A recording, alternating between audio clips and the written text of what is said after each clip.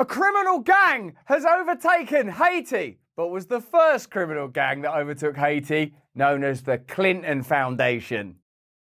Hello there, you Awakening Wonders. Thanks for joining me on a voyage to truth and freedom. A voyage that will involve analysing, examining and deconstructing news stories. For example, at the moment, we are learning that Haiti has been overtaken by criminal gangs. It's a news story that's everywhere. What is the unique history of that nation, and how have US imperialist interests intersected with that country, specifically, notably, excitingly, the Clintons and the Clinton Foundation? What have they done to destabilise Haiti, even when there were all sorts of exciting fundraising, earthquake relief things going on? The Clintons had their fingers in the till of Haiti and its economy in ways that are going to astonish and surprise you, unless, of course, you pay attention to independent media and then you go, yeah, I know them people are corrupt. I've known it for ages.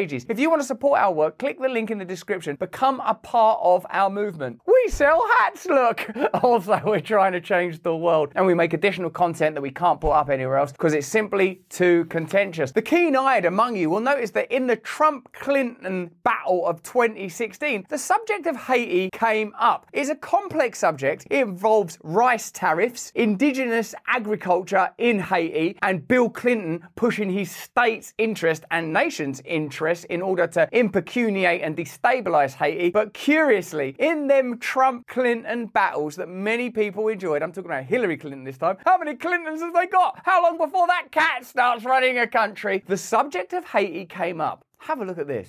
It's a criminal enterprise, and so many people know it. It's a criminal enterprise because she takes a tremendous amount of money, and you take a look at the people of Haiti. I was at a little Haiti the other day in Florida, and I want to tell you, they hate the Clintons because what's happened in Haiti with the Clinton Foundation is a disgrace. And you know it, and they know it, and everybody knows Secretary it. Clinton. Well, very quickly, we at the Clinton Foundation spend 90% of all the money that is donated on behalf of programs of people around the world and in our own country. I'm very proud of that. We have the highest rating from the watchdogs that follow foundations. And I'd be happy to compare what we do with the Trump Foundation, which took money from other people and bought a 6-foot portrait of Donald. I mean, who does that? It just was astonishing. But when it comes to Haiti, Haiti is the poorest country in our hemisphere. The earthquake and the hurricanes, it has devastated Haiti. Bill and I have been involved in trying to help Haiti for many years. And what incredible help it has been. In microcosm there, you can see perhaps what's happened to the United States of America in the last few years, where Hillary Clinton jibes about Trump acquiring a portrait, while the Clinton Foundation's involvement in Haiti is indeed rather dubious. The fact that Bill Clinton participated in the crippling of their indigenous agriculture, and in particular their rice production, in order to facilitate profits for US domestic rice growth, is a further deception that's been practiced on the nation of Haiti. And now that that country has collapsed and is run by, you know, in some people's rhetoric, criminal gangs. But what is a criminal gang, really? What is a criminal? What is a crook? And who is crooked? Let me know in the chat. The Clinton Foundation raised $30 million to help Haiti after the catastrophic earthquake and all of the terrible problems the people there had. We've done things to help small businesses, agriculture, and so much else. And we're going to keep working to help Haiti because it's an important part of the American They don't want you to help. They don't want you to help. Thankfully, though, there are liberal benefactors and philanthropists like George Soros on hand to help Haiti. And is giving away his billions now with the same determination that he made them in places like Haiti, a country that has less money in the bank than he does. Last month, he brought the First Lady with him for a look at some of the projects his foundation is funding. This is Mr. George Soros, and he's going to be helping the hospital. He's going to be helping your hospital. When I say helping, I mean essentially taking over your country. This year, Soros plans to give away almost $500 million around the world. Okay, let's see where that ends up. Everyone knows, of course, Hillary's belief that it takes a village, which only makes sense, after all, in places like Haiti, where she's taken a number of them. Oh man, you can see how it happened. And yet still the neoliberal centralist establishment continues to decry Donald Trump. He's a populist, he's a demagogue, he's a lunatic, he's every single form of misogynist and bigot that language can conjure. The problem is, of course, is that they are so deeply corrupt in a materialist, rationalist, intelligentsia, metropolitan, cosmopolitan and slick manner that is even more appalling than anything they could level at Trump.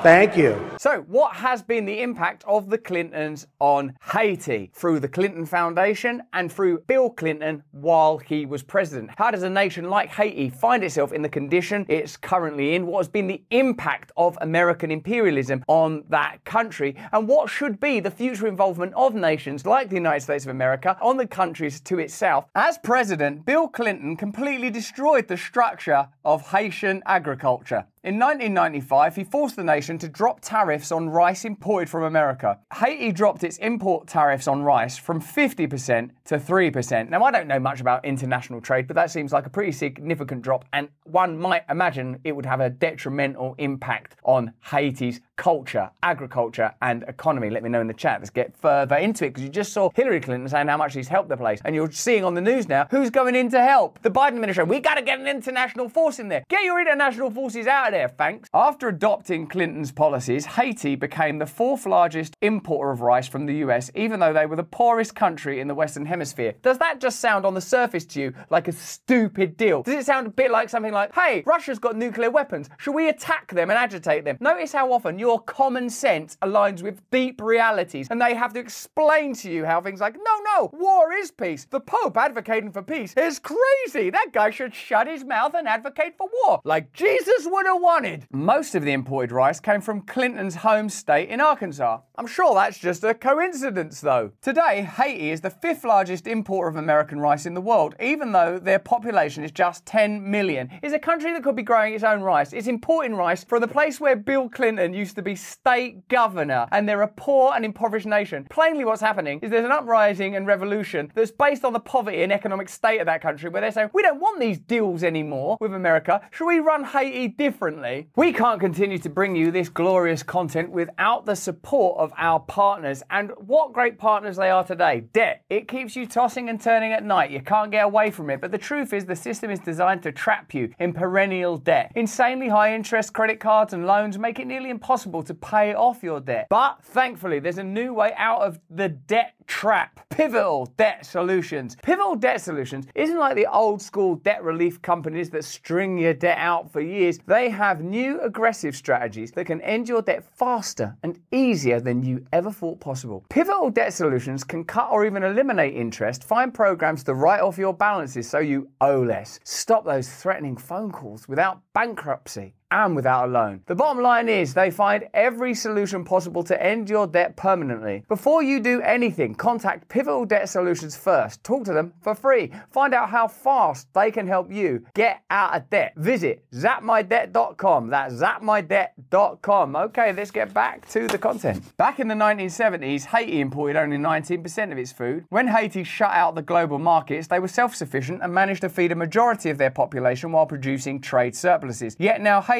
imports over 80% of its rice from the US. Due to the new trade agreements, 1 ton of Haitian rice is now $300 more expensive than American rice on the Haitian market. So it costs them more money to consume their own rice than to buy rice from Bill Clinton's Arkansas. There's something strange going on. We're starting to see how the threads of globalism find their way into the sinews of international relationship. This has devastated Haiti's ability to feed itself and be self-sufficient. Haiti has 700,000 hectares of underutilized arable land, but still suffers from chronic trade deficits and food insecurity as a result of Clinton's policies. You can see now why agriculture across the world is being destabilized, because if we can grow and control our own food, we can never truly be controlled. Why? Look at Haiti. They can't control their own food anymore. Now they are controlled. And then when there are uprisings across that nature, doubtless generated by economic instability, they can say, oh no, these people are cannibals. The reason they're eating people is because their rice is too bloody expensive. Thanks to you. This policy was especially harmful for Haitians, considering that rice was one of their main crops. This has resulted in mass starvation in Haiti. Thanks for the help, Hillary. Let's have a look at what other assistance the Clinton foundation, has been offering Haiti. When Hillary Clinton became Secretary of State in 2009, she consciously made the redevelopment of Haiti one of her top priorities. You betcha. The country, she announced, would be a laboratory where the United States could road test new approaches to development. That's not at all patronising or colonialist. You know your country. Yes, my grandparents, they grew... Yeah. It's a laboratory. We have a proud tradition. And some say that when a tornado goes... Laboratory. Say it after me. Laboratory. We're helping you. Laboratory. Taking advantage of what she termed the power of proximity. Indeed, power and proximity are two important words here. She intended to make Haiti the proving ground for her vision of American power. Hillary Clinton selected her own chief of staff, Cheryl Mills, to run the Haiti project. Another woman smashing the glass ceiling. Hooray, progress! Mills will be joined by Bill Clinton, no doubt. Bill Clinton, who'd been deputised by the UN as a special envoy to Haiti. Bill's role was not well defined, nor are his boundaries, and Haitians were curious about what was in store. Certainly not rice. Mills wrote in an email to Hillary Clinton that Haitians saw Bill's appointment as a step towards putting Haiti in a protectorate or trusteeship status. Of course. Soon joking that he must be coming back to lead a new colonial regime. The Haitian media dubbed him Le Gouverneur. I bet that joke stopped seeming as funny a few harvests down the line. The project was heavily focused on increasing Haiti's appeal to foreign corporations. As Politico reported, Clinton's experiment had business at its centre. Aid would be replaced by investment, the growth of which would in turn benefit the United States. Remember when you've heard Hillary Clinton in the past talk about war as an opportunity? We've got to see Iraq as a business opportunity. And so it's time for the United States to start thinking of Iraq as a business opportunity. I'm not in particular actually attacking Hillary Clinton. I'm merely saying that she is the symbol and emblem, or one of the kind of neoliberal politics that presents itself as an alternative to a figure like Donald Trump, telling us that we're mad to even consider Donald Trump, while all the while engaging in practices that are so dark and insidious that a figure like Trump, whether you like him or not, seems a lot more appealing. One of the first acts in the new business-centered Haiti policy involved suppressing Haiti's minimum wage. Good news, everyone! It's Le Gouverneur. We're going to be suppressing your minimum wage.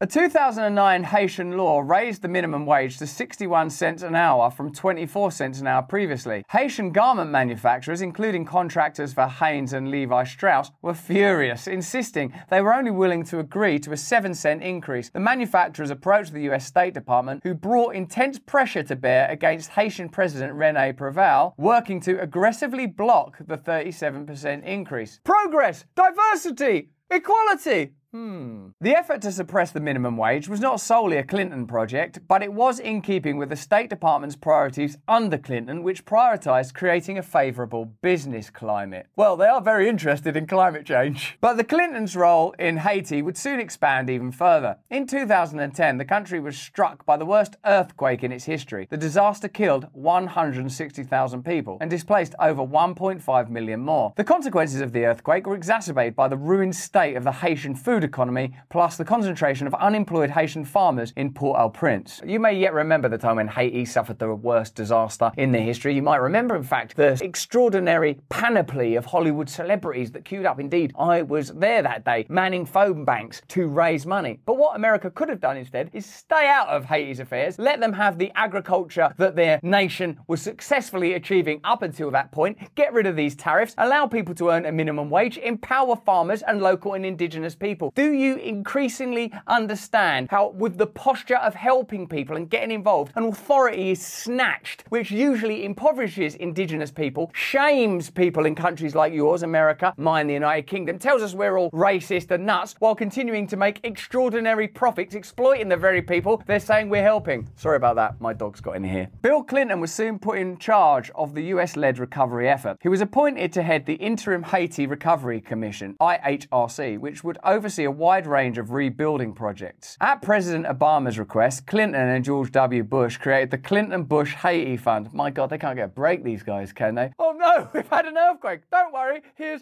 Oh, no, can we have another earthquake, please? Bleeding George W. Bush and Bill Clinton. Hey, we've come to help you. and began aggressively fundraising around the world to support Haiti in the earthquake's aftermath, with Hillary Clinton as Secretary of State overseeing the efforts of US aid. The Clintons' importance to the recovery could not be overstated. Bill's appointment meant that at every stage of Haiti's reconstruction, fundraising, oversight and allocation, a Clinton was now involved. Haiti is not just some country that's just doing its own thing and then, oh no, an earthquake, oh no, gangs are in charge. Throughout all this stuff, the Clintons are getting, oh, would you need any help? Do you need any help? No, you're all right, Bill, back off. Why don't you go and see what the interns are up to in the White House? Take your mind off things. Oh, okay. Despite appearances, the Clinton-Bush Fund was not focused on providing traditional relief. Bill's never been interested in traditional relief, right, kids? As they wrote, while other organisations in Haiti are using their resources to deliver immediate humanitarian aid, we are using our resources to focus on long-term development. While the fund would advertise that 100% of donations go directly to relief efforts, Clinton and Bush adopted an expansive definition of relief efforts, treating luring foreign investments and jobs as a crucial part of earthquake recovery. On their website, they spoke proudly of what the New York Daily News characterised as a programme of supporting long-term programmes to develop Haiti's business class. Wow, they're turning it into sort of like a capitalist nation, setting up opportunities for their cronies and mates and still calling it aid. It's brilliant. The strategy was an odd one. Port-au-Prince had been reduced to ruin and Haitians were crowded into filthy tent cities where many were dying of a cholera outbreak which had itself been caused by the negligence of the United Nations. Whatever value building new garment factories, they're building a garment factory, tent cities with people dying of cholera. And over here, agent provocateur built a lovely sexy new factory. And now for a catwalk parade. Bill, not now, Bill. Not now, Bill. Oh, sorry. That's not aid, is it? That's exploitation. They keep wrapping up exploitation as aid. Does it all click for you now? That's what Hillary Clinton is. She's telling you she's helping you. Meanwhile, she's got your hand in the back pocket. At least Bill's got his hand in your front pocket. Oh no, there's been an earthquake. Right, come on. Get Yves Saint Laurent and Christian Dior, quickly. Well, should we do something about this cholera outbreak? Yes, look at this sequin tuxedo. Do I look nice? Bill thinks so. Whatever value building new garment factories may have had as a long-term economic plan, Haitians were faced with somewhat more pressing concerns, like the basic provision of shelter and medicine, as well as the clearing of the thousands of tons of rubble that filled their streets. It's like Maslow's pyramid of needs there. The basis of that pyramid of needs, that's garment factories. It's only when you get to the upper echelons of Maslow's pyramid of needs do you have time to think about clearing rubble from the streets and dealing with cholera outbreaks. Let's get them garment factories straight first. But maybe these crazy maverick decisions to focus on garment factories led to some sort of vision that we couldn't see yet. The Clinton-led recovery was a disaster. A year after the earthquake, a stinging report from Oxfam singled out Clinton's IHRC as creating a quagmire of indecision and delay that had made little progress towards successful earthquake recovery. Perhaps why they fucked around with sequins and stuff. Of course it created a quagmire of delay. And that's from Oxfam. Oxfam are like just a charity. They'll be behind all of the liberal ideas, they'll be behind all of the diversity. They looked at this and they're like, oh, quagmire. Oxfam found that less than half of the reconstruction aid promised by international donors had been dispersed. I wonder where George Soros' money ended up. And while some of that money has been put towards temporary housing, almost none of the funds have been used for rubble removal. I don't know much about earthquakes and prioritising response to an emergency, but I would say getting that rubble right out of the way has got to be up there. You just turn your attention to a more recent disaster, like the fires in Hawaii, another state that could do without American involvement. How did they deal with that fire? You know, that's why you see all the time people going, oh, Lahaina, stuff went on. We know now, because of the way that independent media works and brilliant journalism, like this journalism that we're using here, that what poses as aid is often exploitation. And do you imagine that since then, Hillary Clinton's had some sort of epiphany and not told you about it? Or do you imagine it's business as usual? So when people are inquiring into the Biden Foundation, if there is one, or Biden's business deals and why Hunter Biden's got a job in some Ukrainian gas factory, you know why. Instead, the Clinton Foundation, IHRC and State Department created what a Wall Street Journal writer called a mishmash of low-quality, poorly thought-out development experiments and half-finished projects. In conclusion, to help you Haitians, a mishmash of half-thought-out, half-assed madness and skullduggery. That's not the solution, is it? Like if you're huddled in a tent city with cholera and that, coughing up blood in the rubble, you don't want a mishmash of poorly thought-out development experiments and half-finished projects, do you? That is not, like, that's what Trump was referring to while Hillary Clinton was going, you idiot, you bought a portrait. The portrait would have been more useful. You could have, I don't know, ate your dinner off it, if you could afford the rice. A Haitian IHRC member lamented that the commission had produced produced a disparate bunch of approved projects that do not address as a whole either the emergency situation or the recovery, let alone the development of Haiti. What a waste of time and money. Not George Soros's, though. A 2013 investigation by the Government Accountability Office found that most money for the recovery was not being dispersed and that the projects that were being worked on were plagued by delays and cost overruns. Many Clinton projects were extravagant public relations affairs that quickly fizzled. That's unlike Bill Clinton to be having a public affair that quickly fizzled. Oh man, look at the state of that dress.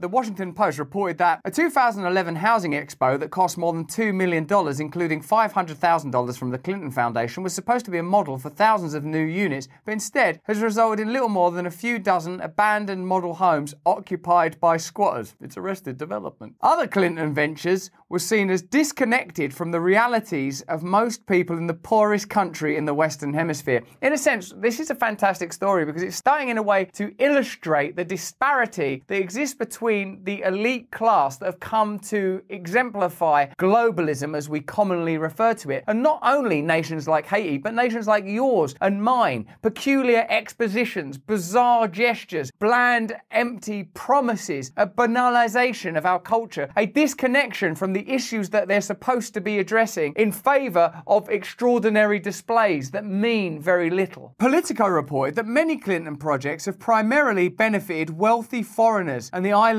ruling elite who needed little help to begin with. Let's focus on those unsung heroes, the island's ruling elite. I've still got cholera. For example, the Clinton-Bush Haiti Fund invested more than $2 million in the Royal Oasis Hotel, where a sleek suite with hardwood floors cost more than $200 a night, and the shops sell $150 designer purses and $120 men's dress shirts. Now, while Bill may go through fabric at a rate of knots, most Haitian people are not going to be assuaged by a fancy hotel with what sound like pretty nice floors. We finally have a solution to the cholera and rubble problem. Oh, yes? What is it? Hardwood floors in our tents? Well, no, in the Royal Oasis suite. Can we sleep there? Of course you can. It's $200 a night. Predictably, the Royal Oasis didn't do an especially roaring trade. The Washington Post reported that one recent afternoon, the hotel appeared largely empty, and with tourism hardly booming 5 years after the quake, locals fear it may be failing. In a country with a 30-cent minimum wage, investing recovery dollars in a luxury hotel was not just offensive, but economically daft. That's a British word meaning dumb. Sometimes the recovery projects were accused not only of being pointless, but being downright harmful. Many of these projects were pointless, but not all of them. No, that's true. What about these harmful projects? For instance, Bill Clinton had proudly announced that the Clinton Foundation would be funding the construction of emergency storm shelters in Liagan. But an investigation of the shelters that the foundation had actually built found that they were shoddy and dangerous and full of toxic mold. These shelters, they're shoddy and dangerous. So, and what's that mold?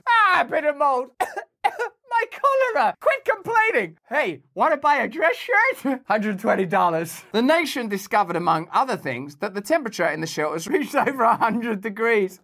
Boiling hot shelters full of toxic mold. These people want to run America. They want to run everything. They want to run the entire world. America's not enough for them. We're doing so well in America. Let's run Haiti. Let's run everywhere. Let's go to wars with places and tell them how to do democracy, because we're doing it so well. Shelters reached over 100 degrees, causing children to experience headaches and eye irritations, which may have been compounded by the mold. And that the trailers showed high levels of carcinogenic formaldehyde linked to asthma and other lung diseases. My God, they built shelters for ill people out of carcinogenic formaldehyde that were boiling hot and full of toxic mold, causing children to get headaches, and all the while, remember Hillary Clinton, actually, we are doing great work. Our foundation is brilliant. You bought that portrait. Don't ever forget that you are a vain man. Donald Trump might be a vain man, but as far as we know, he did not build a carcinogenic shelter that would have functioned quite well as a sauna had it not been for the toxic mold. $120 for a shirt? $110?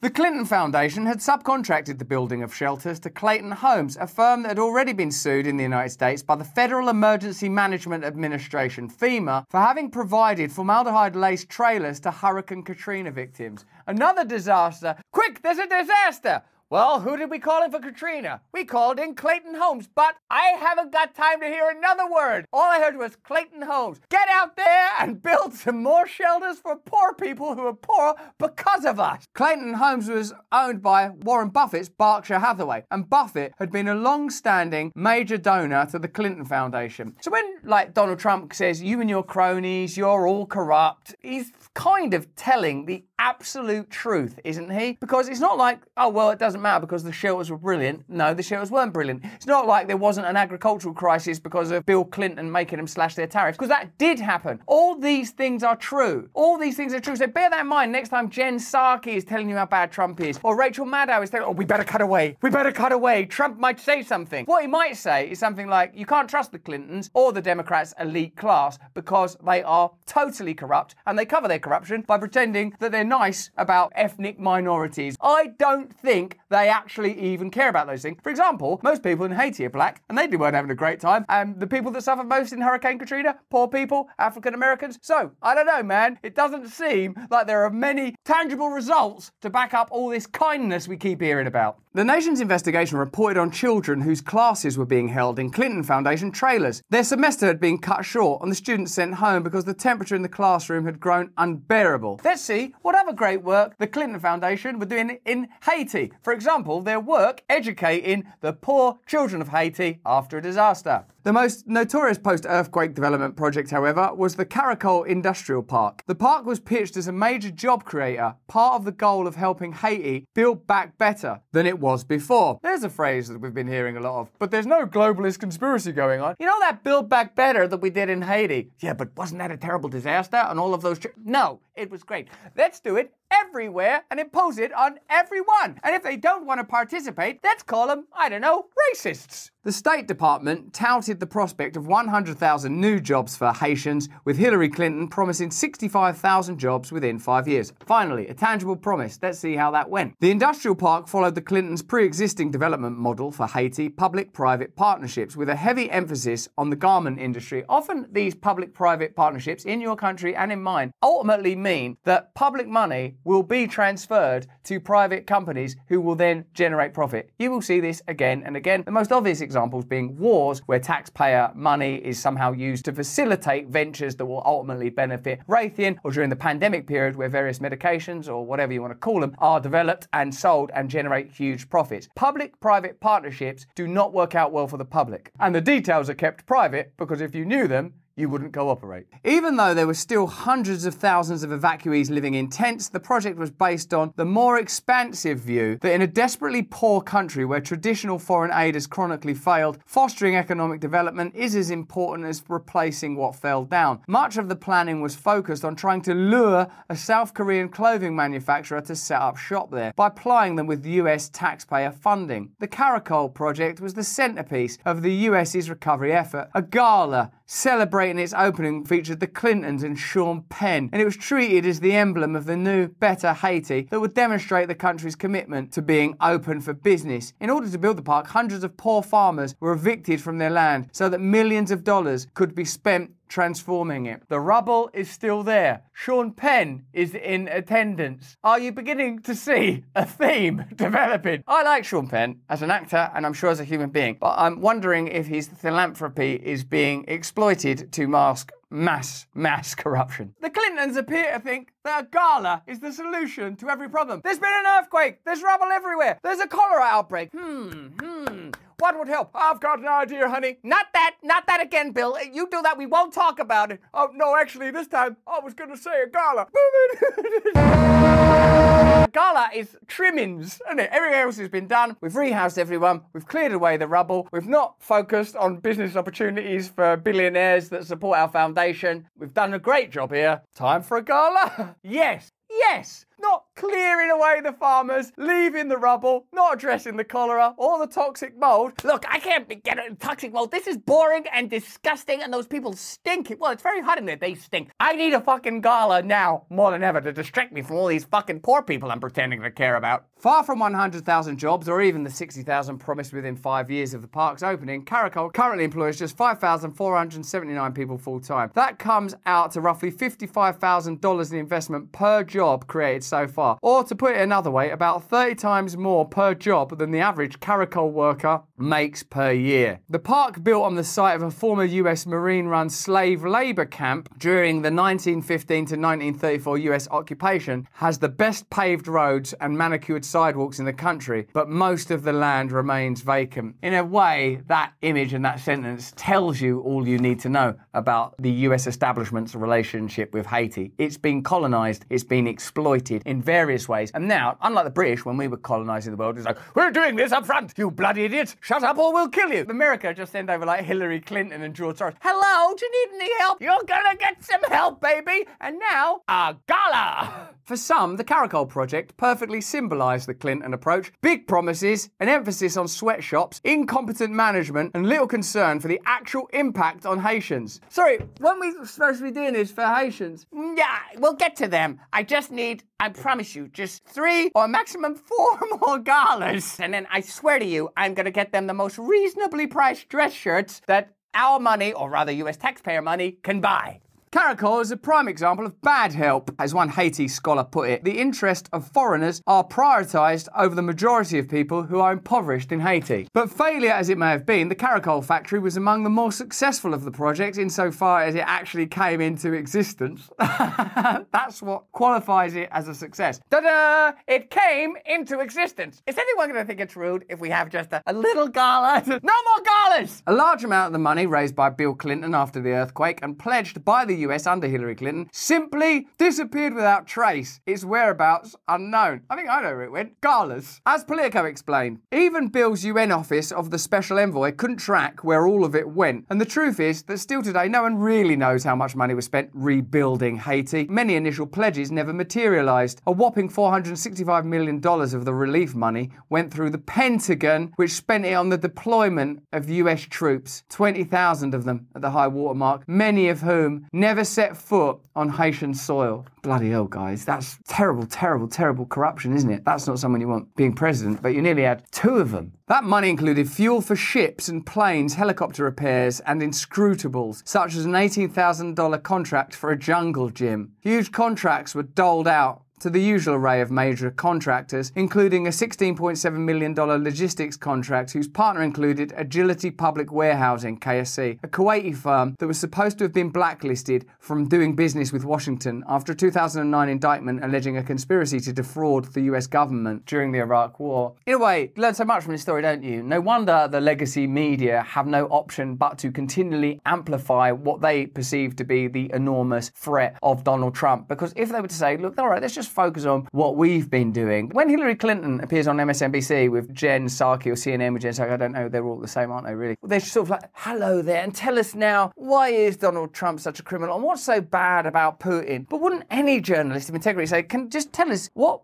was going on there in Haiti? Is there another story to this? Is there another version of this? Like, what's going on in Haiti now seems to suggest that this country that you were really willing to say you've been heavily involved with, all these projects going on tours, turning up with George Soros, has gone through some incredible exploitation. I mean, just that jungle gym alone is sort of enough to make you go, don't let that person be in public office. Like, this one story is enough to indict the entire establishment, isn't it? And whether you like Donald Trump or not, surely now the mystery of his popularity can be laid to rest. He's not them. He's not them. And as long as the media and the establishment itself keeps telling you, you've got a choice, pick one. Pick one. Pick one. They've picked one, and I don't blame them for picking that one after a story like this. The recovery under the Clintons became notorious for its mismanagement. This is like stories about British colonialism, like British people, when they were colonising India, used to write books, and India is like this, and the typical Indian person does this, by people that have never been there, and we sort of laugh about it. How could you do that? And we now go, oh, India, Mother India, oh, India, they're our partners, let's get some call centres, let's get some manufacturing. They should have nuclear weapons. We laugh at that, but we still do it. Had no idea what Haiti was like, and had no sensitivity to the Haitians. No, they're not like what it's like. They didn't care what it was like. They were reportedly rude and condescending towards Haitians, even refusing to admit Haitian government ministers to meetings about recovery plans. While the Clintons called in high-profile consultant firms like McKinsey to draw up plans, they had little interest in listening to Haitians themselves. Isn't this exactly what's happening with Bill Clinton and agriculture in India and across various African nations? Hello, we're here to help you. Oh no, it's our tradition. No, we don't care about you. We're helping you. Get Get your help off of me. Get your help off of me. The former Haitian Prime Minister spoke of a weak American staff who were more interested in supporting Clinton than helping Haiti. The Clintons' Haiti recovery ended with a whimper. Bill always ends with a whimper. The Clinton-Bush Haiti Fund distributed the last of its funds in 2012 and disbanded without any attempt at further fundraising. She knew all this in them 2016 debates. She was like, oh, don't bring this up. He had a painting done, though, so... The IHRC quietly closed their doors in October of 2011, even though little progress had been made. The Clintons themselves simply stopped speaking about Haiti. After the first 2 years, they were nowhere to be seen there, despite Hillary having promised that her commitment to Haiti would long outlast her tenure as Secretary of State. Haiti had been given little attention during Hillary Clinton's presidential campaign, even though the Haiti project was ostensibly one of great pride for both Clintons. The widespread consensus among observers is that the Haiti recovery, which Time magazine called the US's most compassionate invasion. Yeah, that is actually quite a good description, isn't it? It's like, hello, get out of the way, we'll be in charge. Warren, Bill, some people need helping. Oh yeah, we're gonna help you, all right. Was a catastrophically mismanaged disappointment. If anything, they appear worse off, said foreign policy of Haiti's farmers. I really cannot understand how you could raise so much money, put a former US president in charge, and get this outcome, said one Haitian official. I think we're beginning to understand. Indeed, the money donated and invested was extraordinary, but nobody seems to know where it has gone. While you might be distracted and while it might be temporarily appealing to focus on the details of gangs and cannibalism and barbarism and, oh, they can't be in charge of a country, they're letting people out of a prison. The simple fact is, other than a few aesthetic differences, some insignia, some legal language, some documentation and the support of a global establishment, the Clinton Foundation is a gang. Favors for their mates, violence to get what they want. Pretty cool to be a part of, but not great fun to be on the other side of. Maybe what needs to happen now is this globalist elite that exploits your great country in order to facilitate its own ends should stop invading other countries, compassionately or otherwise, should stop supporting wars abroad, should stop arming the world and creating proxy distractions that lead to the death of thousands, sometimes millions of people, and focus instead on, well, actually, they shouldn't focus on anything. They should stop it. They shouldn't be in charge of anything anymore. They're maniacs. They're maniacs and crooks. Throughout this, I have images of the Clintons turning up places and being sort of treated like dignitaries. There are paper trails. You can go and see what's happening in Haiti right now and see if it's connected to the imposition of those tariffs that Bill Clinton imposed, the actions of the Clinton Foundation, and of course, things that we don't even know about yet and wouldn't dare, even with all our bravery on this channel, say in public. But with your support, we grow more confident. That's why we need you to click the link in the description and join our movement. Join us. Support us in any way that you can. Become part of our movement, support our content, but more important than any of that, if you can, please stay free.